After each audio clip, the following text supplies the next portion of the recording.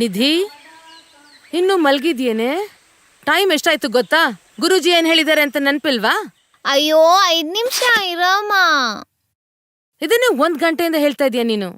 ಈಗೇನು ಹೇಳ್ತೀಯೋ ಇಲ್ಲ ಅಪ್ಪನ್ ಕರಿಬೇಕೋ? ಆಯ್ತು ಇರಮ್ಮ.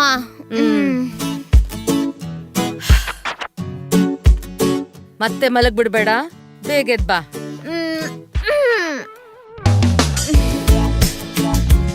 ಎಲ್ರೂ ಜೀವನದಲ್ಲೂ ಒಬ್ಬ ಶತ್ರು ಇದ್ದೇ ಇರ್ತಾನೆ. ಅದೇ ತರ ಈ ಗುರುಜಿನೇ ಮಹಾಶತ್ರು. ಬೇಡ ಬೇಡ ಬೇಡ, ಫಸ್ಟ್ ಅಲ್ಲಿ ಅವ್ರ ಇಂಟ್ರೊಡಕ್ಷನ್ ಯಾಕೆ? ಫಸ್ಟ್ ನನ್ನ ಇಂಟ್ರೊಡಕ್ಷನ್ ಕೊಟ್ಬಿಡ್ತೀನಿ.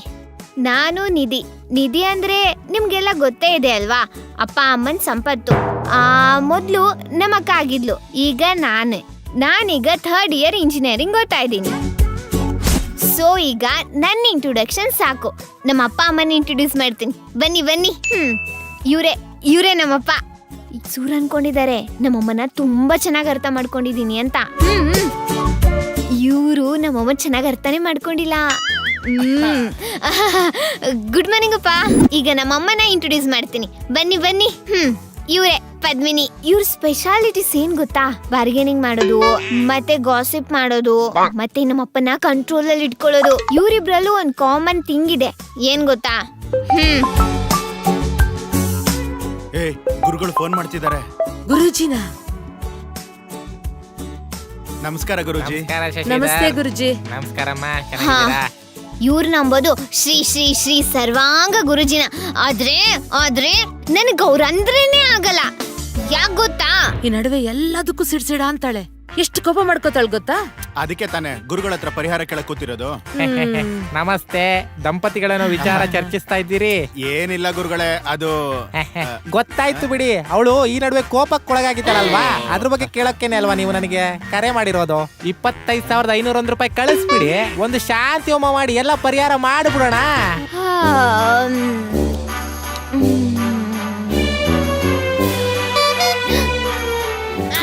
ಇವನಿಂದ ಯಾವಾಗ ಮುಕ್ತಿ ಸಿಗುತ್ತೋ ನಂಗೆ.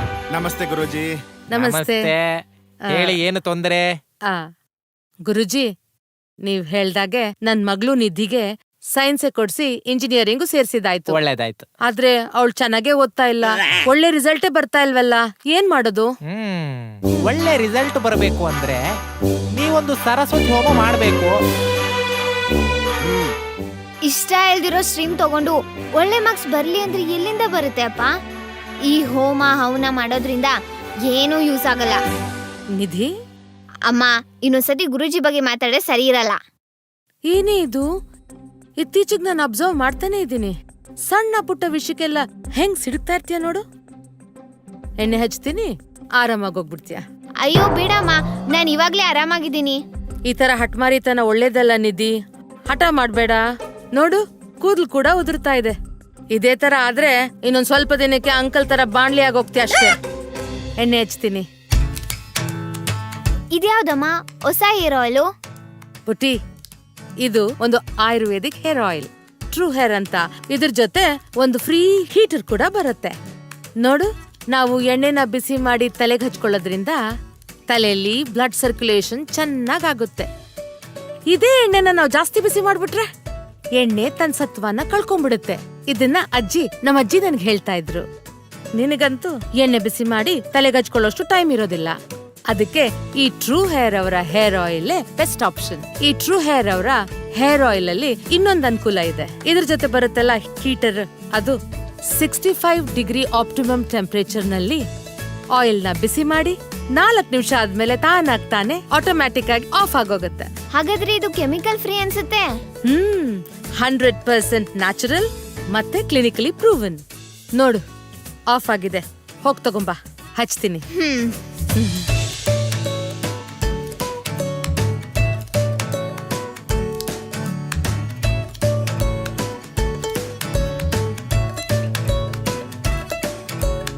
ಇನ್ನೊಂದು 2 hours ಬಿಟ್ಟು ಸ್ನಾನ ಮಾಡು. ಗುರುಗಳೇ ಬಂದ್ರು ನೋಡ್ರಿ ನನ್ ಪಾಲಿನ ವಿಲನ್. ಚೆನ್ನಾಗಿದ್ದೀರಾ ಶಶಿಧರ್? ಚೆನ್ನಾಗಿದ್ಯೇನಮ್ಮ? ದೇವ್ರು ಒಳ್ಳೇದ್ ಮಾಡ್ಲಿ. ಏನ್ ಒಳ್ಳೇದೋ ಏನೋ, ನಿಮಗ್ ಗೊತ್ತಿಲ್ದೇ ಇರೋದಾ ಗುರುಜಿ? ಗೊತ್ತಿದೆ ಶಶಿಧರ್, ಗೊತ್ತಿದೆ. ಆದ್ರೆ ಇವತ್ತು ನೀವು ನನಗೆ ಕರೆಸಿದ್ದು ಬಹಳ ಒಳ್ಳೇದಾಯ್ತು. ನಾನೇ ನಿಮ್ಮ ಹತ್ರ ಒಂದು ವಿಷಯ ಚರ್ಚಿಸ್ಬೇಕಂತ ಇದ್ದೆ. ಏನ್ ಗುರುಜಿ ಅದು? ನಿಮ್ಮ ಚಿಕ್ಕ ಮಗಳಿಗೆ 3 ಅಥವಾ 4 ತಿಂಗಳೊಳಗಡೆ ಲಗ್ನ ಮಾಡ್ಬಿಡ್ಬೇಕು. ಲಗ್ನನ? ಏನ್ ಹೇಳ್ತಿದ್ದೀರಾ ಗುರುಜಿ? ಹೌದು. ಇಲ್ಲ ಅಂತಂತ ಹೇಳಿದ್ರೆ ನಿಮ್ಮ ಫ್ಯಾಮಿಲಿಗೆ ಒಂದು ದೊಡ್ಡ ಅನಾಹುತ ಕಾದಿದೆ. ಬಹುಶಃ ನಿಮ್ಮ ದೊಡ್ಡ ಮಗಳು ಹೋದಂಗೆ ಈ ಚಿಕ್ಕ ಮಗಳು ಕೂಡ ಹೋಗಬಹುದು ಕೂ ಅಂತ. ಗುರುಜಿ ಏನು ಅಂತ ಮಾತಾಡ್ತೀರಾ? ಇವಳಿನ್ನು ಓದೋ ಹುಡುಗಿ. ಇವಳು ಇನ್ನು ಸಂಪ್ರದಾಯ ಅಂದ್ರೇನು, ಸಂಸಾರ ಅಂದ್ರೇನು, ತಾಪತ್ರಯಗಳು ಯಾವ್ದು ಗೊತ್ತಿಲ್ಲದೆ ಇರೋಳು. ಇವಳಿಗೋಗಿ ಈಗ್ಲೇ ಲಗ್ನ ಅಂತಿದ್ದೀರ. ಶಶಿಧರ್ ಶಶಿಧರ್ ಶಶಿಧರ್, ನನಗೆ ಗೊತ್ತಿದೆ. ಆದ್ರೆ ಏನ್ ಮಾಡಕ್ಕಾಗತ್ತೆ? ಮಾಡ್ಲೇಬೇಕು. ಇಲ್ಲ ಅಂದ್ರೆ ಆ ಅನಾಹುತ ತಡಿಬೇಕಾದ್ರೆ ಈ ಕಾರ್ಯ ಮಾಡ್ಲೇಬೇಕಾಗತ್ತೆ. ಹಾ ಸರಿ ಗುರುಜಿ, ನಿಮ್ಮ ಮಾತು ಅಂದ್ರೆ ನಮ್ಗಳಿಗೆ ಗಂಟೆ ಹೊಡೆದಂಗೆ. ನೀವು ಹೇಗೆ ಹೇಳ್ತಿರೋ ಹಾಗೆ. ಗುರುಜಿ, ನೀವೇ ಒಂದು ಒಳ್ಳೆ ಹುಡುಗನ್ನ ಸಜೆಸ್ಟ್ ಮಾಡ್ಬಿಡಿ. ಆಯ್ತಮ್ಮ, ಆಯ್ತು. ಅದು ಒಂದು ಇಲ್ಲೇ ಇತ್ತು, ನೋಡ್ತೀನಿ. ಆ,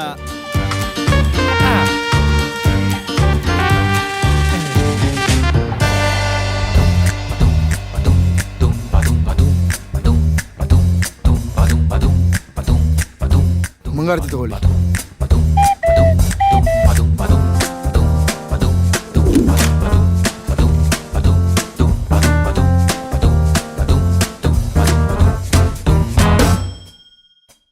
ಅಮ್ಮ ಟಿಫನ್ ಕೊಡು, ಟೈಮ್ ಆಯ್ತು.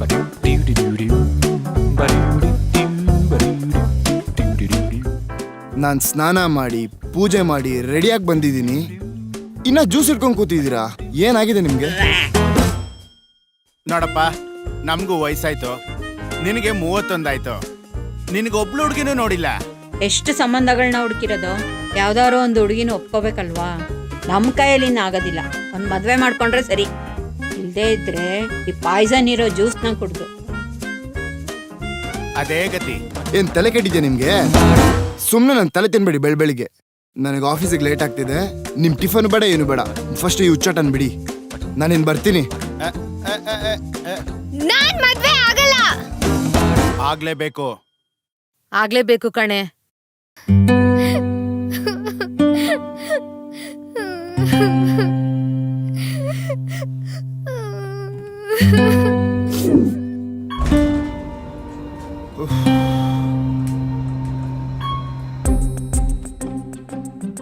ಇದೇನಿದ್ ರೂಮು ಇಷ್ಟು ಗಲೀಜಾಗಿದೆ? ಥೂ, ಕಸಾನು ಗುಡ್ಸಿಲ್ಲ ಅನ್ಸುತ್ತೆ. ಥೂ, ಏನಪ್ಪ ಇದು? ಥೂ, ಬಟ್ಟೆನೂ ಯಾವುದು ಹೋಗ್ದಿಲ್ಲ. ಹಸು ಬೇರೆ ಆಗ್ತಾ ಇದೆ. ಹೋಗಿ ಊಟನಾರು ಮಾಡೋಣ.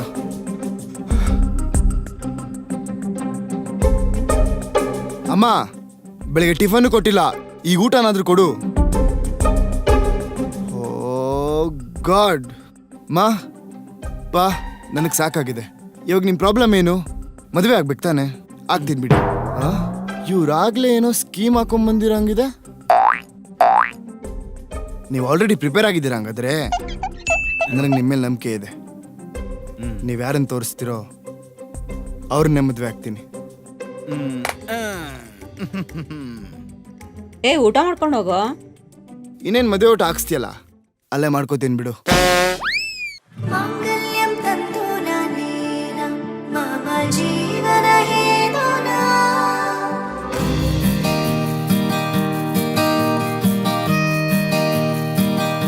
ಓ, ಸಖತ್ತಾಗಿ ರೆಡಿ ಮಾಡೋರು ಫಸ್ಟ್ ನೈಟ್ಗೆ. ಇದು ನೋಡ್ತಾ ಇದ್ರೇನೆ ಫಸ್ಟ್ ನೈಟ್ ಬೇಗ ಮಾಡ್ಕೋಬೇಕು ಅನ್ಸ್ತದೆ. ಏನಾಗುತ್ತೋ ಏನೋ, ಹುಡುಗಿ ಹತ್ರ ಬೇರೆ ಸರಿಯಾಗಿ ಮಾತಾಡಿಲ್ಲ. ಅಯ್ಯೋ, ಮೈಯೆಲ್ಲ ಜುಮ್ ಅಂತ ಇದೆ.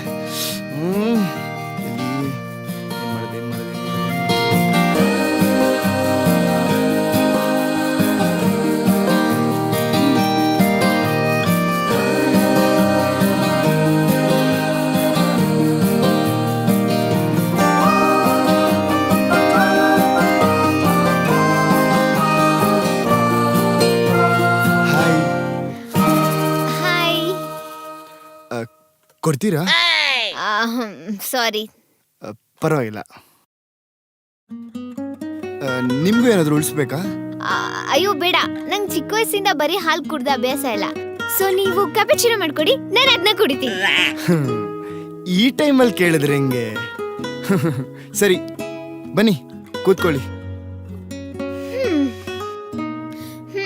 ಹೌದು, ನೀವ್ ಏನ್ ಮಾಡ್ತಾ ಇದ್ದೀರಾ? ಹಾ, ನಾನು ಫಸ್ಟ್ ನೈಟ್ ಕಾಯ್ತಾ ಇದ್ದೆ. ಹೇ, ಇದೆಲ್ಲ ನಾನು ಅಂದಿದ್ದು ಲೈಕ್ ವರ್ಕ್ ಕೆಲ್ಸ. Oh, actually I am a chartered accountant. I work for many well known companies. Oh super. ನೀವು ಆಕ್ಚುಲಿ ನನಗೂ CA ಮಾಡ್ಬೇಕಂತ ತುಂಬಾ ಆಸೆ ಇತ್ತು, ಆದ್ರೆ ಅದ್ಯಾವುದು ಆಗ್ಲೇ ಇಲ್ಲ. ನೀವೇನ್ ಮಾಡೋದು? ನಾನಿನ್ನು ಓದ್ತಾ ಇದ್ದೀನಿ. Double graduation. ಗ್ರೇಟ್ ಕಣ್ರಿ ನೀವು. ನಾನು LLB ಮಾಡ್ಬೇಕು ಅನ್ಕೊಂಡಿದ್ದೆ, ಆದ್ರೆ ಏನ್ ಮಾಡೋದು ಆಗ್ಲಿಲ್ಲ. ಏನು ಪೋಸ್ಟ್ ಗ್ರಾಜುಯೇಷನ್? ನಾನಿನ್ನು 3rd ಇಯರ್ ಇಂಜಿನಿಯರಿಂಗ್ ಓದ್ತಾ ಇದ್ದೀನಿ. 3rd year ಡಿಗ್ರಿನಾ? ತಮೇಜ್ ಎಷ್ಟು? 21. 21. ಹೋಗ್ಲಿ, ನನ್ನ ಏಜ್ ಏನು ಅಂತನಾದ್ರೂ ನಿಮಗೆ ಗೊತ್ತಾ? 25, 26.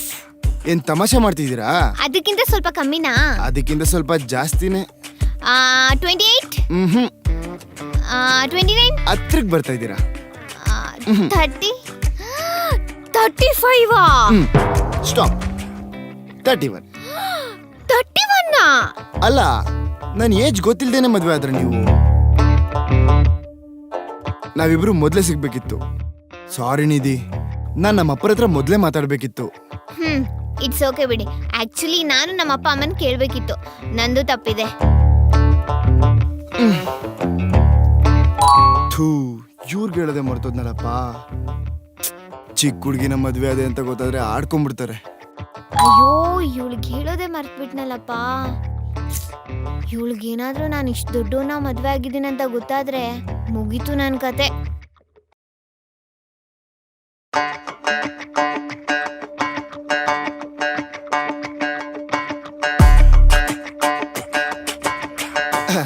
ನಿಮ್ ಹಾಬೀಸು? ನಾನು ತುಂಬಾ TV ಶೋಸ್ ನೋಡ್ತೀನಿ, ಲೈಕ್ ಫ್ರೆಂಡ್ಸ್, ಸ್ಕ್ವಿಡ್ ಗೇಮ್ಸ್. ಮತ್ತೆ ನೀವು ಪಬ್ಜಿ ಆಡ್ತೀರಾ? ನನಗೆ ಅವೆಲ್ಲ ಗೊತ್ತಿಲ್ಲ. ನನಗೆ ಗೊತ್ತಿರೋದು ಕ್ಯಾಂಡಿ ಕ್ರಶ್, ಟೆಂಪಲ್ ರನ್. ಅಣ್ಣ ಫುಲ್ ಫೇಮಸ್ ಅದರಲ್ಲಿ, ಗೊತ್ತಾ? ಮತ್ತೆ TV ಸೀರೀಸ್ ಅಂದ್ರಲ್ಲ, ಅದ್ರಲ್ಲಿ ನಾನು ಸಿಲಿಲಲ್ಲಿ ಪಾಪ ಪಾಂಡು ಅದು ನೋಡ್ತೀನಿ. ಮತ್ತೆ ಅದರಲ್ಲಿ ಸೆಕೆಂಡ್ ಸೀಸನ್ ಬೇರೆ ಬಂದಿತ್ತು, ನೋಡಿದ್ರಾ? ಇಲ್ಲ ಇಲ್ಲ, ನಮ್ಮ ಅಪ್ಪ ಅಮ್ಮ ನೋಡ್ತಾ ಇರ್ತಾರೆ. ಹೌದು, ನೀವು ಪಕ್ಕಾ ಕನ್ನಡಿಗ ಅನ್ಸುತ್ತೆ. ಕೇಳ್ತಿರಲ್ರಿ, ಕನ್ನಡವೇ ಸತ್ಯ, ಕನ್ನಡವೇ ನಿತ್ಯ. ಪಕ್ಕ ಕನ್ನಡದ ಅಭಿಮಾನಿ. ಓ ಸೂಪರ್.